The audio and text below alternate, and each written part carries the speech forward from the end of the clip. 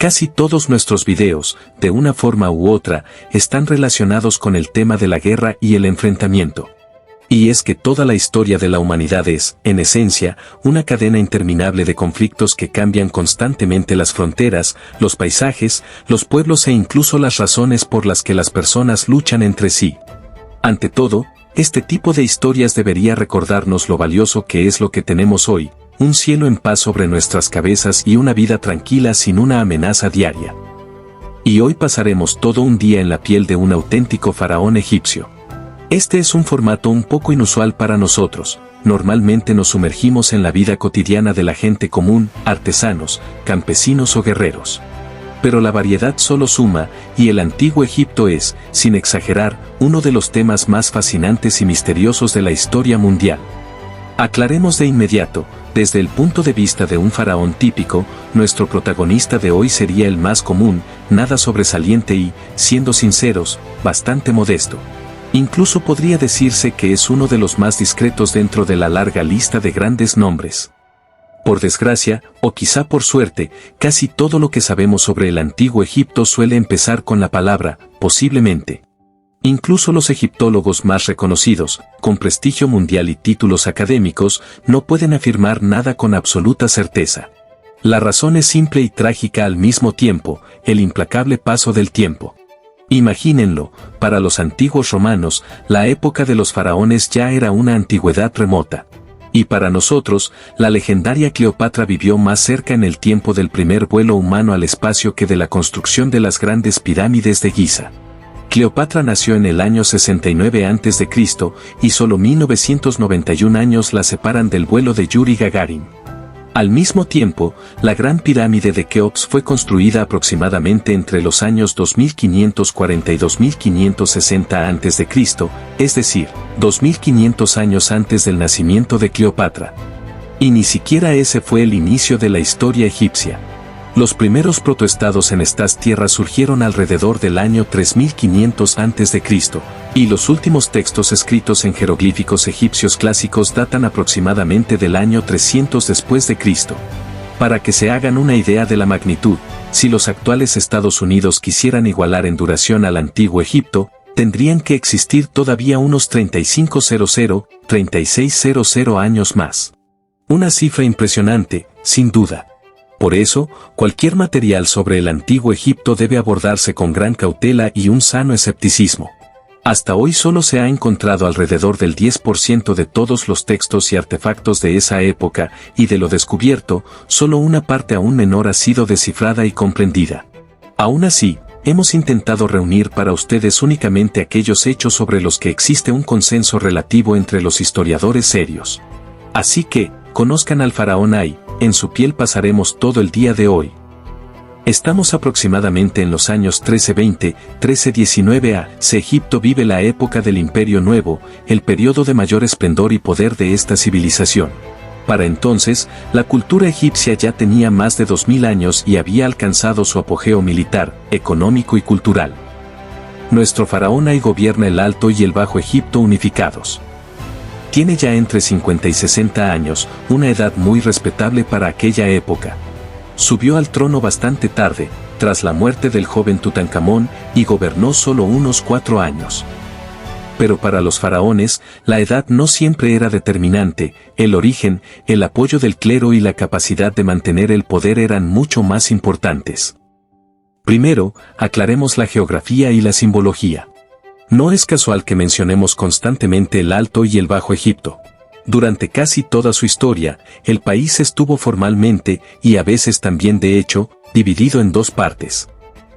El Bajo Egipto es el fértil delta del Nilo, junto al mar Mediterráneo, más cómodo para la vida y la agricultura. El Alto Egipto es el estrecho valle del río más al sur, donde la tierra queda atrapada entre desiertos.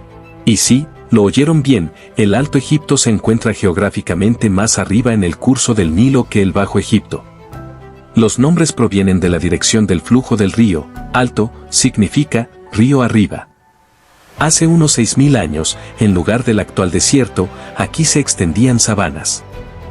Pero el clima cambió, comenzó la desertificación y los habitantes del Alto Egipto se enfrentaron a una elección, morir o unirse. Según una de las versiones más populares, el legendario gobernante del Alto Egipto, apodado Escorpión o Rey Escorpión, terminó conquistando el Bajo Egipto y creó el primer estado unificado. Desde entonces, con altibajos, Egipto permaneció unido bajo el poder de los faraones. El símbolo de esta unidad fue la famosa doble corona, el Shent. Combinaba la corona roja de Set, Bajo Egipto, y la corona blanca Edjet, Alto Egipto. En innumerables relieves y estatuas, el faraón aparece entre dos diosas protectoras, Nekbet y Wadjet, que colocan ambas coronas sobre su cabeza. Para los antiguos egipcios, el faraón era mucho más que un simple rey. Se le consideraba la encarnación viviente de un dios, el intermediario entre los hombres y el panteón, casi una divinidad en la tierra. Era un deber sagrado de cada súbdito engrandecer y enriquecer al faraón, pues cuanto más magnífico y rico fuera el gobernante, mayor prosperidad recibiría todo el pueblo, al menos en la otra vida. Por eso, cada día del faraón era una sucesión continua de rituales y ceremonias. En cuanto Ay abría los ojos, los músicos de la corte comenzaban a interpretar un himno al sol naciente, fuerte, solemne, para que lo oyera toda la región. Sirvientes especiales preparaban un baño con agua perfumada de rosas, incienso y leche. En presencia de los familiares más cercanos y de los altos dignatarios, se maquillaba al faraón. Sí, los faraones también se maquillaban, se le arreglaba el cabello y se le colocaba una lujosa peluca. La mayoría de los faraones, incluido Ay, se afeitaban completamente la cabeza, salvo la barba ceremonial simbólica, y, en lugar de cabello natural, llevaban elaboradas pelucas adornadas con oro, cuentas y cintas. Había tantas joyas que el faraón brillaba al sol como una estatua viviente de oro y piedras preciosas. Luego se dirigía a la capilla de Osiris, realizaba la oración matutina, purificaba la estatua del dios con incienso y la lavaba con agua y leche. Al salir, Ay dejaba las puertas del templo abiertas para que la bendición divina se extendiera por todo el país. De paso, aprobaba personalmente a nuevos sacerdotes, ya que el templo de Osiris era uno de los centros clave del culto. Después venía un lujoso desayuno en el gran comedor. La comida se servía no solo al faraón, sino también a las estatuas de los antepasados y de los dioses. Según la tradición, ellos también eran alimentados. Luego comenzaba la parte laboral del día, y aquí es donde la cosa se vuelve especialmente interesante. A pesar de toda la religiosidad y la divinización del faraón, el antiguo Egipto era una máquina burocrática sorprendentemente eficaz y flexible. El gobernante tenía un visir, en la práctica, un primer ministro, que resolvía la mayoría de los asuntos cotidianos. Existía todo un aparato administrativo, el tesorero, el juez supremo, el jefe de policía, los administradores de tierras, los supervisores de canales, los comandantes militares y otros funcionarios. Todos se postraban ante el faraón, informaban de los asuntos y esperaban su aprobación. Pero no idealicemos la imagen, aproximadamente la mitad de esos dignatarios arrodillados conspiraban, robaban del tesoro y perseguían intereses personales. El poder del faraón era absoluto en teoría, pero en la práctica una sola persona no podía controlarlo todo. El éxito del reinado casi siempre dependía de lo inteligentes y leales que fueran los consejeros que lograra elegir. El padre de Tutankamón, Akenatón, se rodeó de personas poco competentes y llevó a cabo una reforma religiosa radical, proclamando a Atón como el único dios. Esto provocó caos y descontento. El propio Ay, por cierto, fue un aliado cercano de Akenatón y luego ayudó a restaurar los antiguos cultos. Cuando se convirtió en faraón, devolvió rápidamente la prioridad a Amón-Ra, el dios del sol y del aire. Los templos de Amón volvieron a abrirse, los sacerdotes recibieron financiación y el país respiró con alivio. Durante las audiencias matutinas, Ay firmaba decretos, distribuía recursos y resolvía disputas. Se prestaba enorme atención al comercio. Egipto seguía siendo principalmente una potencia agraria, pero gracias al Nilo las cosechas eran colosales. Los egipcios construían canales, inventaron el saduf y otros sistemas de riego, la comida abundaba. Comerciaban con Babilonia, Asiria, los estados de Nubia al sur y los griegos al norte. A través del Nilo circulaban caravanas con grano, lino, papiro, oro, marfil, ébano e incluso esclavos de las tierras del sur. Los egipcios dominaron la navegación de manera brillante, transportar mercancías por el río era lo más sencillo. La época del Imperio Nuevo fue el punto culminante del poder egipcio. Pero los experimentos de Akenatón debilitaron el ejército y se perdió el control sobre Siria y parte del Levante. Ay ya era demasiado anciano para dirigir guerras personalmente, pero reforzó las tropas y sentó las bases para futuras campañas, que más tarde llevaría a cabo brillantemente Ramsés II.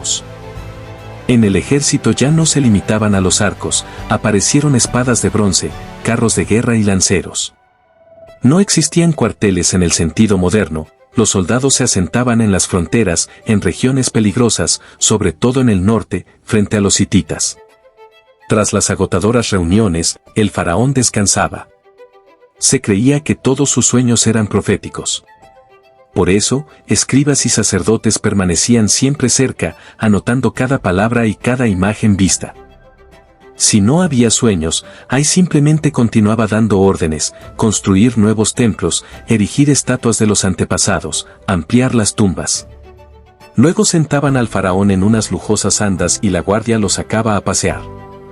En una terraza especial, se dirigía a los 4 puntos cardinales y bendecía al país. Este momento iba acompañado de sonidos de trompetas y gritos, la gente caía de rodillas y levantaba las manos. Se creía que recibir la bendición del faraón era una señal de buena fortuna para toda la vida. Se conocen casos en los que criminales pedían que se dictara sentencia precisamente durante esa bendición, y los jueces suavizaban el castigo. Durante la ceremonia incluso estaba prohibido golpear animales, por ello se podía castigar con la muerte. La vida del faraón era sagrada, y su contacto se consideraba un milagro. A veces Ay llamaba a un niño o a un adulto, y si lo tocaba, el rumor se extendía de inmediato por todo el país. Esa persona podía convertirse al instante en funcionario, sacerdote o simplemente en alguien respetado, porque el faraón no se equivocaba. Por la tarde regresaban al comedor. De nuevo, una comida junto a las estatuas de los dioses y los antepasados. La comida se colocaba también ante las figuras de piedra, y luego lo no comido por los dioses se repartía entre los cortesanos. En ese momento comenzaban los entretenimientos, bailarinas, músicos, acróbatas y bufones. Antes de dormir, Ay regresaba al templo de Osiris, saludaba a los sacerdotes, acostaba a la estatua del dios y las puertas se sellaban hasta la mañana. El faraón se dirigía entonces a su dormitorio. La rutina rara vez cambiaba, salvo por los viajes, los faraones a menudo trasladaban su residencia. Akenatón incluso construyó una nueva capital, Ajetatón, donde nació Tutankamón. Ay devolvió la capital a Memphis, pero visitaba con frecuencia Tebas, el centro del culto a Amón, parte de su nombre proviene de allí. No lejos de Tebas, en el Valle de los Reyes, Ay ordenó excavar su tumba. Pero resultó ser modesta en comparación con otras y fue saqueada ya en la antigüedad. En 1922, el mundo enloqueció con la tumba de Tutankamón, casi intacta, llena de oro. Su máscara se convirtió en un icono de Egipto.